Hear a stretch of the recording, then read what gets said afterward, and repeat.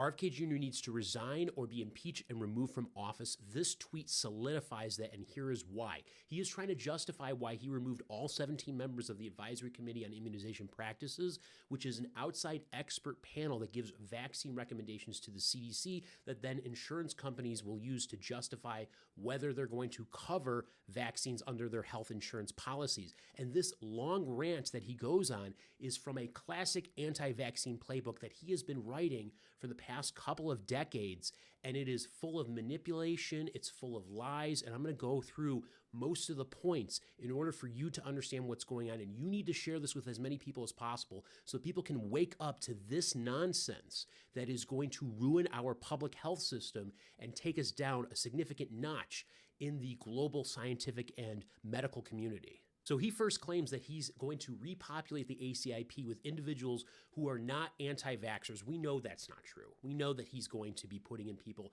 that he wants to basically do whatever he wants in terms of making recommendations about vaccines, which is likely going to remove access for many people. His main argument for removing all the experts from the ACIP is that they're stubborn and unwilling to demand adequate safety trials before recommending new vaccines to children. He states that there's been a significant increase in the number of vaccines given to children since 1986, and that each of these additional jabs, and that's an anti-vaccine dog whistle, without requiring placebo-controlled trials for any of them.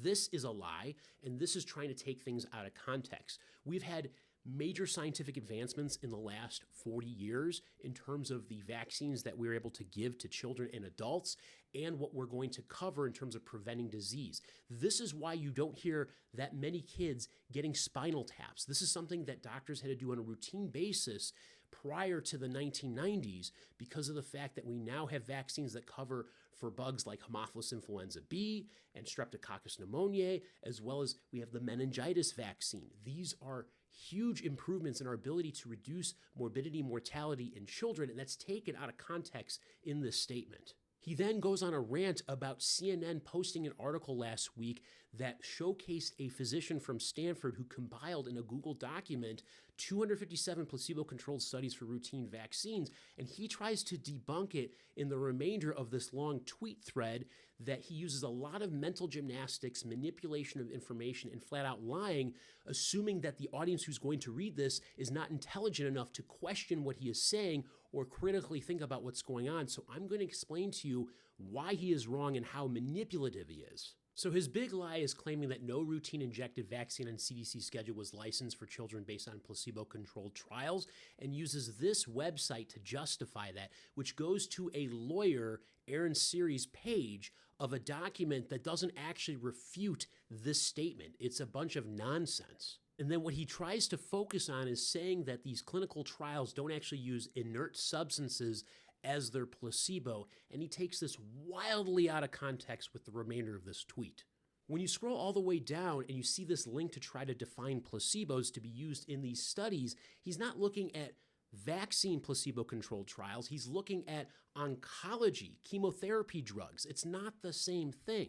So when he goes through these randomized controlled trials and shows the preservatives and antibiotics used in there as placebos and then saying it's not inert, he's trying to say that, well, they don't use saline water, so it's not a true placebo, but he really doesn't understand what a placebo is in vaccine trials.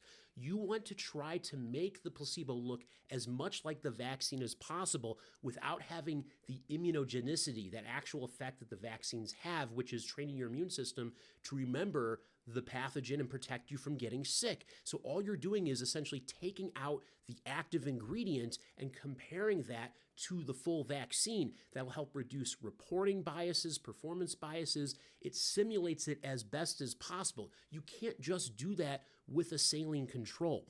He then ends by trying to thread this narrative that since the National Childhood Vaccine Injury Act passed in 1986, there has been an explosion of autoimmune diseases that have been causing a lot of problems that he's trying to link to vaccines, which has not been proven.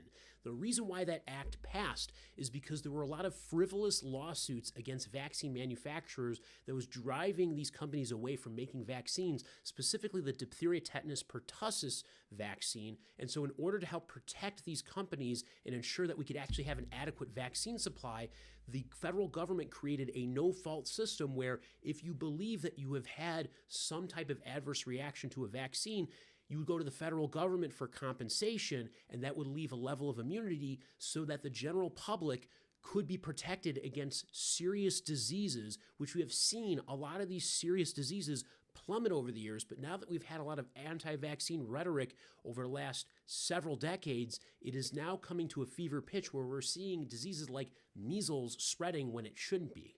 This is a clear example of why he is not fit to be Health and Human Services Secretary, because he is doing the exact opposite of what he was sworn to do, which is to uphold our public health and safety. He is currently dismantling our public health institutions and sowing doubt and distrust in proven public health measures like vaccines by manipulating data and flat out lying. This is why you need to be talking with your legislators about how much damage he is doing to our public health and safety, because in the long run, this is going to end up harming a lot of people.